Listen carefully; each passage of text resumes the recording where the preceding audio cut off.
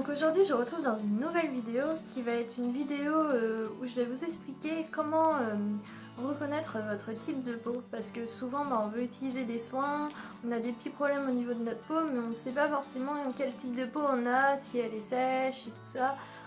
On mélange tout et on s'en sort pas. Donc aujourd'hui je vais un petit peu vous expliquer parce que vu que je suis esthéticienne, j'ai appris tout ça à l'école, donc si je peux vous aiguiller un petit peu et vous orienter vers quels soins avoir pour votre type de peau, voilà.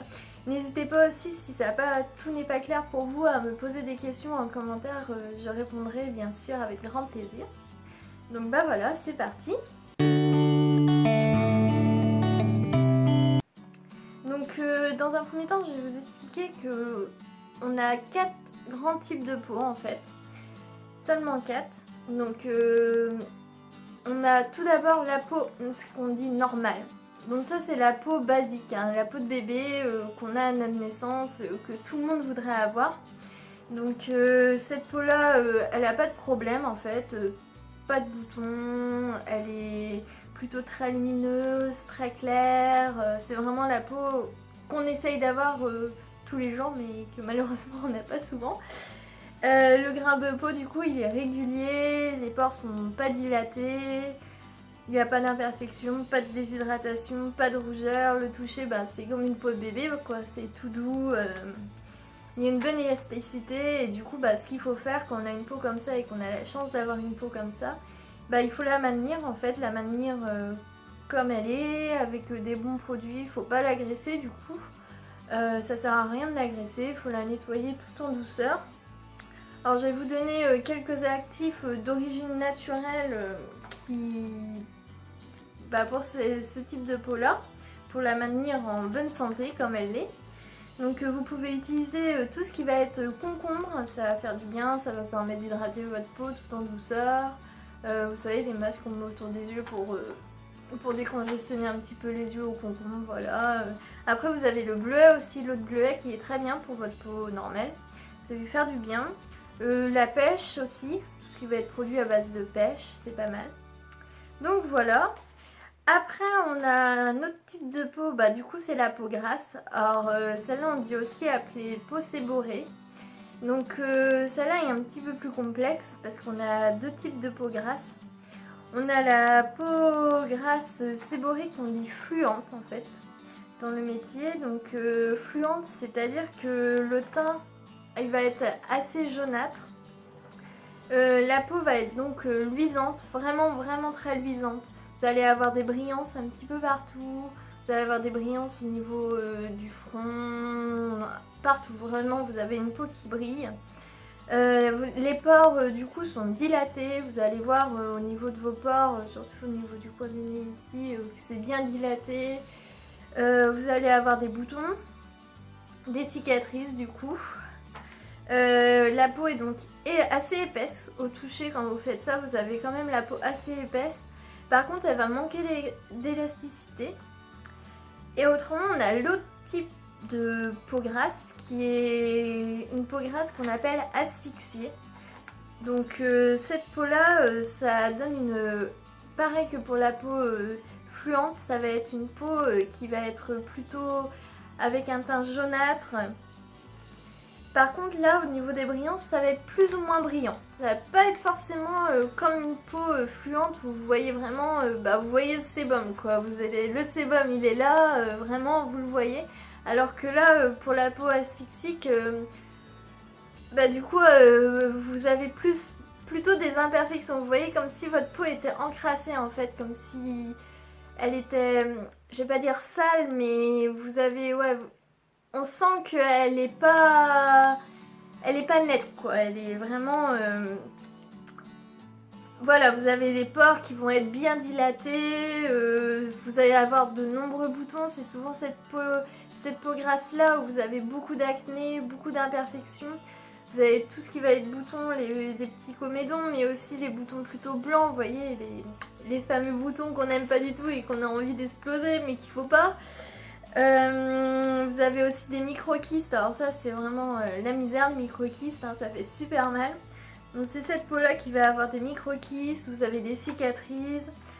La peau est donc épaisse, par contre Le seul point positif de cette peau là, c'est qu'elle va vieillir moins vite qu'une peau sèche par exemple. Vous allez avoir beaucoup moins de rides plus tard. Mais bon, faut l'avoir pendant ce temps-là. Et après, du coup, on va revenir au global dans la peau grasse. La peau grasse, du coup, c'est quoi? C'est une hypersécrétion en fait. Vous avez des glandes dans la peau. Vous avez les glandes, ce qu'on appelle les glandes sébacées dans la peau. Et du coup, c'est eux qui produisent le fameux sébum. Donc, toutes les peaux vont avoir du sébum. Plus ou moins en grande quantité en fait. Ça va dépendre du type de peau. Et du coup, la peau grasse, elle produit énormément de sébum. C'est pour ça qu'on a de la brillance, qu'on a les pores obstrués, qu'on a des boutons. C'est à cause de ça. Donc c'est provoqué par quoi? C'est provoqué, du coup, vous l'avez surtout à l'adolescence. Parce que au niveau, il y a un changement au niveau hormonal, donc là c'est la fête, hein, ça sort de tous les côtés, on sait plus comment faire, on en a partout, enfin c'est l'adolescence. Donc heureusement ça passe normalement avec l'âge, mais ça ne passe pas toujours. On a aussi dû aux hormones, donc du coup c'est l'adolescence, les troubles hormonaux, mais on peut aussi en avoir de l'acné pour les femmes surtout au moment de la grossesse, parce que du coup c'est le rechamboulement hormonal dans notre corps, du coup c'est parti, les boutons sont de retour, la peau elle fait un petit peu ce qu'elle veut, donc voilà. Donc ça peut être provoqué du coup par les hormones. C'est aussi héréditaire, donc souvent si les parents en ont eu ou dans la famille votre frère et soeur en a eu, vous risquez d'en avoir malheureusement. Des boutons et puis la peau grasse. Après vous avez aussi provoqué par des troubles circulatoires, une mauvaise oxygénation de la peau en fait. Des troubles hépatiques, donc hépatique ça veut dire c'est des troubles du foie. Donc ça peut être provoqué parce que votre foie est tout simplement un petit peu pas très en forme, parce que vous avez trop mangé, vous n'avez pas mangé des choses saines, parce que vous supportez pas un aliment par exemple. Et là du coup votre corps réagit et ça réagit par la peau. Donc là vous avez du coup les boutons qui vont sortir, donc pour ça qu'est-ce qu'il faut faire? C'est qu'il faut avant tout soigner votre foie, parce que même si vous soignez votre peau, ça va pas forcément partir, ça va réapparaître. Donc ce qui est bien c'est de faire surtout maintenant vous voyez au printemps, à l'automne quand il y a le changement de saison, de faire tout ce qui va être cure détox à base de plantes, c'est super bon pour votre santé, tout simplement, pour vous sentir mieux, mais aussi pour votre peau, parce que de toute façon tout ce qui est interne va se voir externe. Donc ça va se voir sur votre peau, sur vos cheveux, sur vos ongles, tout ça, ça va se voir, votre état de santé général, de toute façon, ça se voit sur la peau. Donc voilà, donc une mauvaise alimentation. C'est dû aussi à des traitements médicaux. Donc par exemple, moi je prends un exemple tout bête, parce que moi c'est mon cas. Pour la pilule par exemple, il y a des pilules qui vont empêcher d'avoir de l'acné, et au contraire, il y a des pilules qui vont faire que vous avez plus de problèmes de peau et plus d'acné. Donc et du coup la peau qui est plus grasse. Donc voilà, faut voir du coup avec votre médecin pour adapter le traitement, pour qu'il soit plus adapté à vous. Et aussi, tout simplement, et ça on n'y pense pas toujours, et c'est pour ça que je vous fais cette vidéo, c'est parce qu'on n'utilise pas les bons produits cosmétiques pour sa peau. On a tendance, du coup quand on a la peau grasse, à vouloir tout décaper, à vouloir, vu qu'on brille, vu qu'on a des imperfections, à tout gommer, à décaper vraiment avec des produits bien forts pour bien nettoyer parce qu'on sent sale vu que ça brille. Du coup on met des produits surtout à base d'alcool qui vont faire quoi? Ils vont dessécher votre peau. Alors du coup vous allez être contente, vous allez plus briller. C'est génial. Sauf que votre peau, qu'est-ce qu'elle va faire? C'est qu'elle va vouloir se défendre elle. Du coup elle va provoquer plus de sébum. Et après c'est la fête au bouton. C'est provoqué par tout ça. Ça peut être provoqué aussi par le soleil. Parce que le soleil, quand vous avez la peau grasse, je sais pas si vous avez remarqué, je pense que oui. Quand vous allez au soleil l'été, votre peau elle est plus jolie.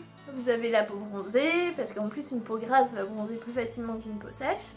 Donc du coup vous avez la peau bronzée, les boutons ils sont moins présents, vous les voyez moins, la peau est belle. Et puis là, quand c'est la rentrée, et bah patatraf, ça repart, vous avez plein de boutons partout. Parce qu'en fait, votre peau, le soleil va assécher si vous voulez les boutons. Mais les boutons, qu'est-ce qu'ils vont faire? Ils vont, entre guillemets, rester là, hein. Ils sont toujours présents.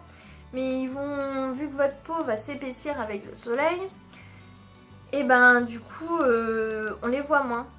Mais après, quand elle va redevenir normale, entre guillemets, et ben c'est reparti pour avoir plein de boutons. Donc c'est pour ça qu'il faut bien protéger votre peau, surtout si vous avez une peau grasse à tendance acnéique. L'été, bien mettre un indice de protection. Moi je mets du 50 hein, tous les étés pour éviter que ce soit la fête à la rentrée. Donc comment traiter une peau grasse? Donc pour la traiter, il faut surtout la purifier. Mais la purifier avec des produits assez doux quand même. Par exemple de l'argile. L'argile est très bien pour purifier les peaux grasses. Par contre, souvent on fait l'erreur et on se dit ça, je comprends pas, ça marche pas l'argile, ça dessèche ma peau et après j'ai encore plus de boutons. Ok, mais pourquoi? Parce que vous laissez sécher l'argile. En fait l'argile il faut surtout pas laisser sécher sur la peau. Il faut l'appliquer et la rincer assez vite avant qu'elle sèche. Sinon ça va être trop agressif pour votre peau et ça va la dessécher. Ensuite il faut du coup régulariser le sébum, oxygéner la peau. Alors pour oxygéner la peau, c'est-à-dire il faut la stimuler un petit peu votre peau, empêcher que ça stagne, enfin je sais pas comment vous expliquer, que la stimuler quoi. Alors pour la stimuler, ce qui est bien c'est tout ce qui va être brosse nettoyante comme la Clarisonic par exemple. Ça c'est très bien, je vous mettrai le lien en barre d'infos. Par contre là c'est pareil, la Clarisonic, vous allez avoir l'effet un petit peu inverse au début quand vous allez l'utiliser, vous allez avoir plein de boutons.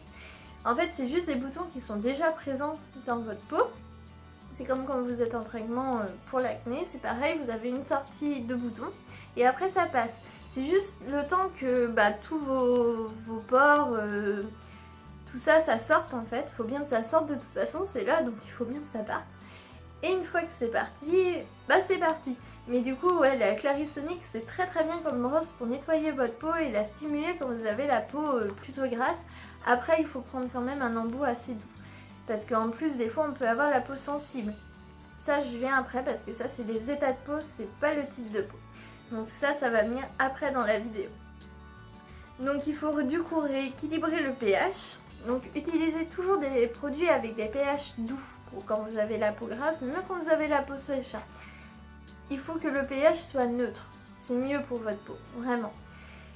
Après, évitez aussi tout ce qui va être produit à base d'alcool. Ça va dessécher votre peau, ça va faire l'effet inverse comme je vous disais tout à l'heure. C'est pas la peine. Du coup, quelques actifs naturels pour les peaux grasses qui marchent très bien. Vous pouvez appliquer du thym. Tout ce qui va être produit à base de thym, c'est très bien pour les peaux grasses. Vous avez aussi tout ce qui va être bardane. Alors la bardane, vous pouvez la prendre comme complément alimentaire. Ça marche du feu de Dieu, c'est génial comme produit. Ça fait une très belle peau. Vous avez tout ce qui va être thé, l'arbre à thé aussi, qui est une huile essentielle. Alors là, vous mettez appliquer que localement sur les imperfections. Ça va permettre de les, du coup, de les assécher, de les soigner, parce que c'est un fort pouvoir antiseptique en fait. Ça va vraiment faire du bien. Par contre, ne pas appliquer sur le reste de votre peau parce que c'est quand même quelque chose de très fort. Vous avez la menthe aussi qui est très astringent. Donc pareil, la menthe, choisir plutôt un hydrolat de menthe. Après c'est assez fort aussi, donc peut-être pas tous les jours. Le citron aussi qui est très bon. Parce que le citron, en plus, qu'est-ce que ça va faire? C'est que ça va enlever tout ce qui va être tache de pigmentation. Parce que ça a un effet éclaircissant sur la peau. Par contre, le citron, bien attention parce que c'est un produit photosensibilisant. Donc jamais aller au soleil et l'appliquer le matin et dire c'est bon, je vais au soleil, je vais faire bronzette. Voilà, et du citron, vous allez avoir, ça va faire l'effet inverse, vous allez avoir des taches, ça va être horrible. Donc par contre, c'est très bien utilisé le soir. Vous pouvez faire un petit mélange avec de l'eau bouillie par exemple pour pas avoir trop de trucs dans l'eau. et vous mettez un petit peu de citron dedans. C'est très bien.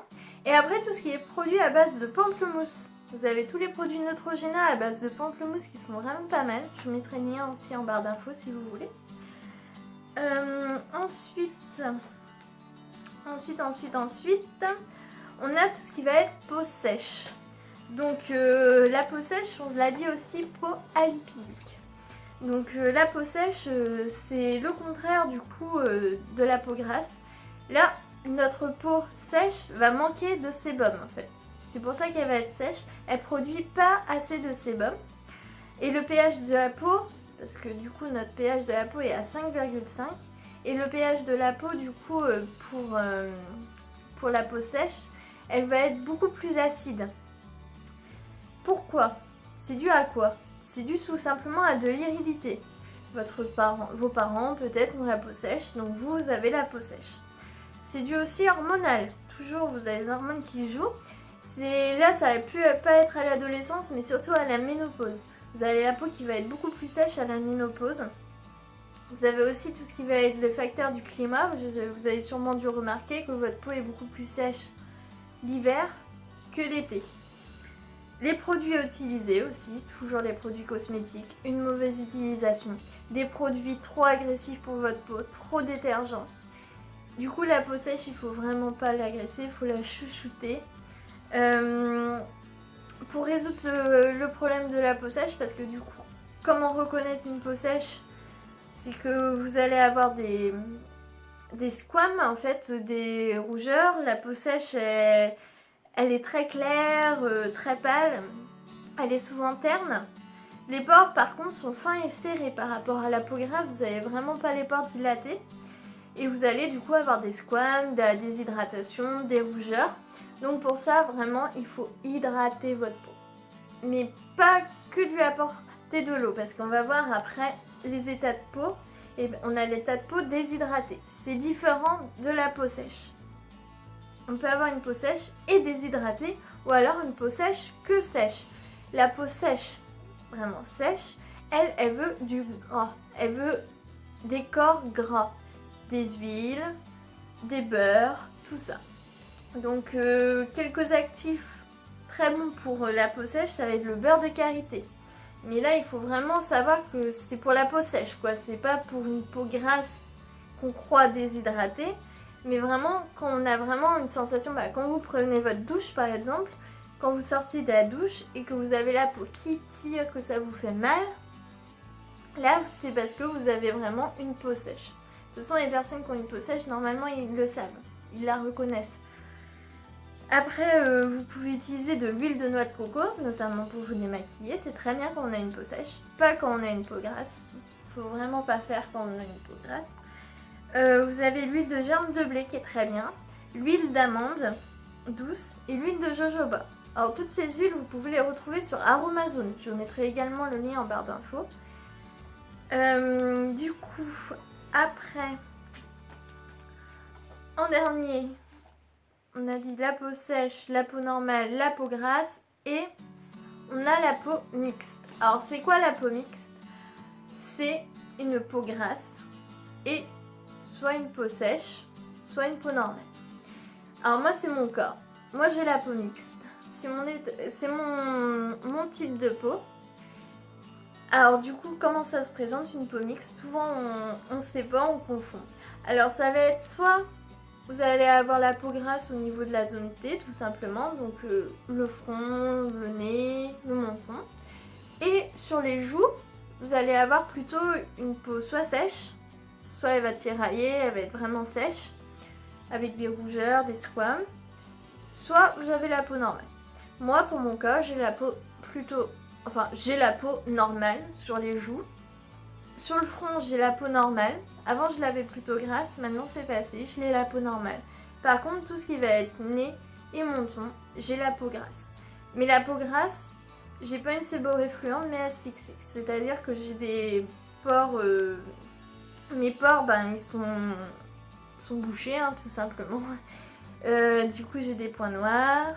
J'ai des micro-kystes sur le menton que je traite tout le temps. Enfin, c'est un petit peu l'horreur d'avoir une peau mixte parce que du coup, on a tous les inconvénients de la peau grasse, on est obligé de soigner, voilà. Et du coup, bah voilà, on a des brillances aussi. J'ai un petit peu de brillance sur le nez, moins sur le menton parce que bah du coup, j'ai plus des boutons. Donc voilà, c'est ça une peau mixte. Ensuite, on a ce qu'on appelle les états de peau. Donc les états de peau, en fait, c'est bien différent que le type de peau. Parce qu'on peut avoir, du coup, la peau grasse, la peau mixte, la peau sèche, et la peau, enfin pas normale, du coup ça on retire parce que normal il n'y a pas d'état de peau. Enfin, c'est rare, ça arrive deux fois en saison, en changement de saison, qu'on peut avoir la peau normale en cours d'année et puis hop, elle devient sensible. Ça arrive. Mais la peau normale reste plutôt normale, à part si vous en occupez mal. Mais par contre, par exemple, là je vais vous parler d'un état de peau qui est la peau sensible. Vous pouvez avoir une peau sensible sèche, vous pouvez avoir une peau sensible grasse, vous pouvez avoir la peau sensible en état mixte. C'est quoi une peau sensible? La reconnaître, c'est le teint, il va être très clair. Vous avez rarement le teint mat et la peau sensible. Les peaux mates ont rarement une peau sensible. Ça peut arriver, mais c'est plus rare. Votre peau est donc très fragile. Elle est sujette aux rougeurs. Donc des fois, on peut la confondre avec la peau sèche. Mais c'est pas une peau sèche. C'est vraiment plutôt sensible. Elle est réactive en fait. Elle va pas tout le temps tirailler. Ça va être par moment. Et là, c'est un état de peau, parce que ça va être que par moment. Et vous avez du coup des coupes roses, des érythroses qui vont apparaître. Elle s'échauffe facilement, vous avez tendance à oh, c'est chaud, voilà. C'est dû à quoi? C'est dû à une hérédité. Vous pouvez avoir ça dans votre famille. Des problèmes de circulation sanguine, des problèmes digestifs, des problèmes à cause de l'alcool et le tabac. Du stress, du climat aussi. L'été, l'hiver, je veux dire, vous pouvez avoir la peau qui devient plus sensible. L'été aussi, hein, échauffée par le soleil, elle peut se sensibiliser. Et aussi, du coup, une mauvaise utilisation des produits cosmétiques qui va être trop détergent et du coup va rendre votre peau beaucoup plus sensible. Par exemple, mon conjoint, lui, il a la peau plutôt grasse, fluente, mais une peau très sensible. Moi, à l'inverse, j'ai une peau mixte, grasse, asphyxique, mais pas du tout sensible. Je n'ai jamais de rougeur, je réagis très peu aux produits cosmétiques, je peux essayer beaucoup de crèmes, c'est pour ça que j'aime bien essayer parce que je sais que ma peau va très rarement réagir. Et j'ai la chance pour ça. Elle est très rarement. Mais des fois, ça m'arrive d'avoir une petite sensibilité, surtout en hiver où elle peut tirer un petit peu. Donc ça va être un état de peau. Donc je vais prendre les crèmes et les produits adaptés à ma peau sensible. Alors qu'est-ce qu'il faut faire quand on a une peau sensible? Du coup, c'est ce que je disais. Il faut l'apaiser et la protéger. La protéger du froid, la protéger des agressions extérieures, du soleil, etc. Quelques actifs naturels, toujours. Vous avez la mamélisse qui va être bien pour les peaux sensibles, la vigne rouge, le bleuet et la camomille. Ensuite, vous avez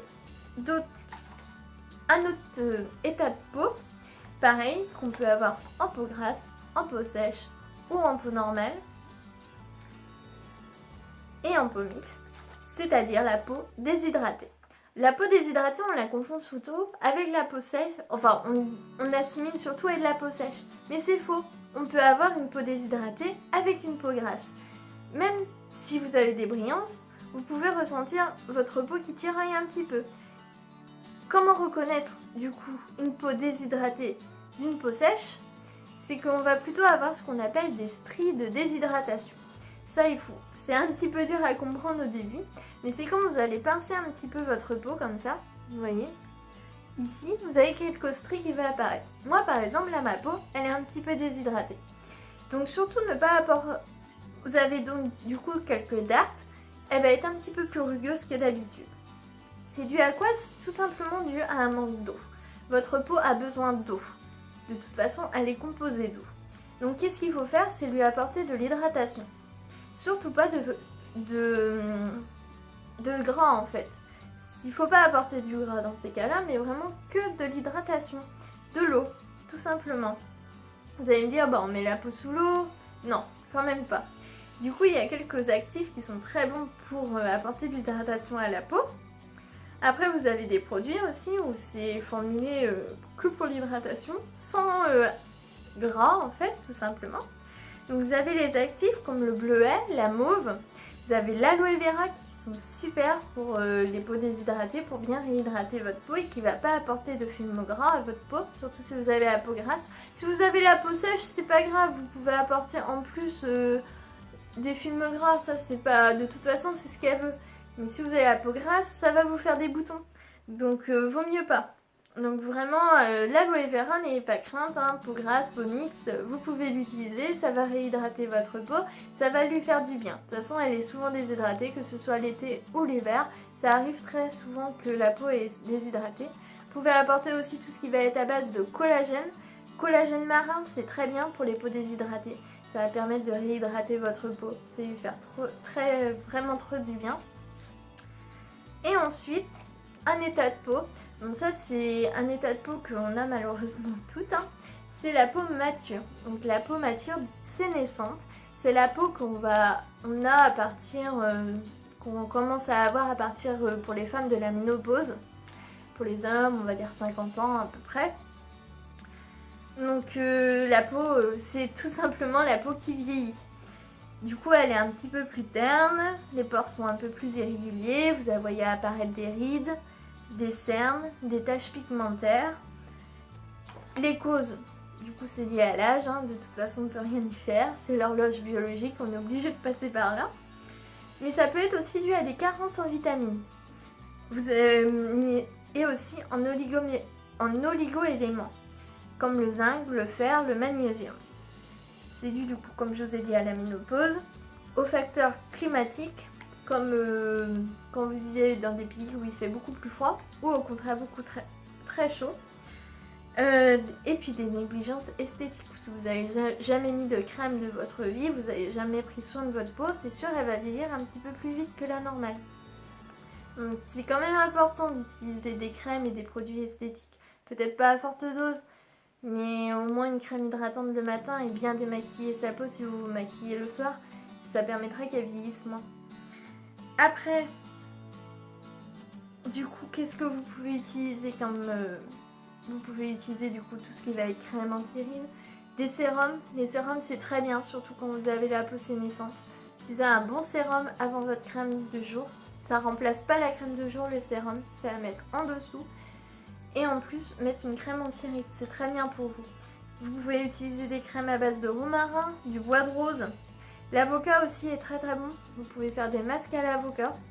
Ça permettra de limiter l'apparition des rides et des ridules. Après, un dernier état de peau qui va avec la peau sénescente, ça va ensemble, c'est la peau atone. Alors c'est quoi la peau atone? C'est simplement, vous savez, certaines personnes que vous voyez d'un certain âge, ils vont avoir les bajoux qui vont tomber un petit peu. Ou ici, les paupières qui vont tomber un petit peu. Donc c'est ça en fait, la peau atone, c'est un affaissement des muscles cutanés. Donc c'est provoqué par la vieillesse.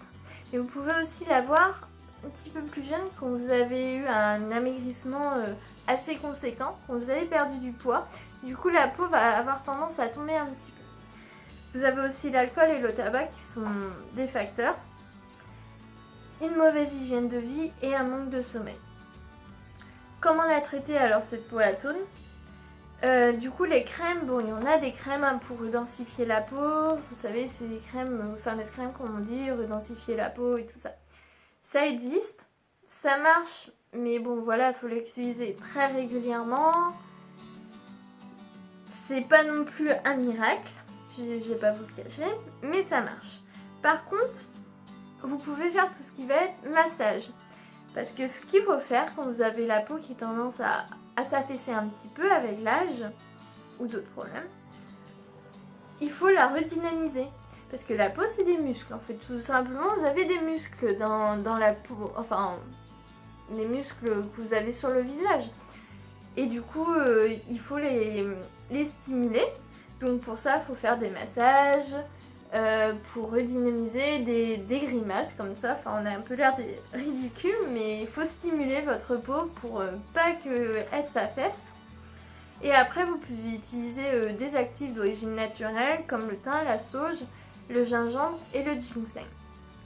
Voilà, j'espère que ça a été clair pour vous, que vous avez appris des choses et que vous avez réussi à déterminer quel est votre type de peau et si vous avez un état de peau particulier en ce moment.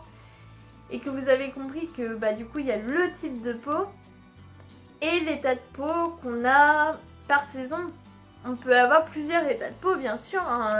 Ça va avec les saisons, ça va avec le stress, ça va avec son mode de vie, enfin voilà. L'état de peau c'est plutôt un état quoi, comment elle se trouve en ce moment.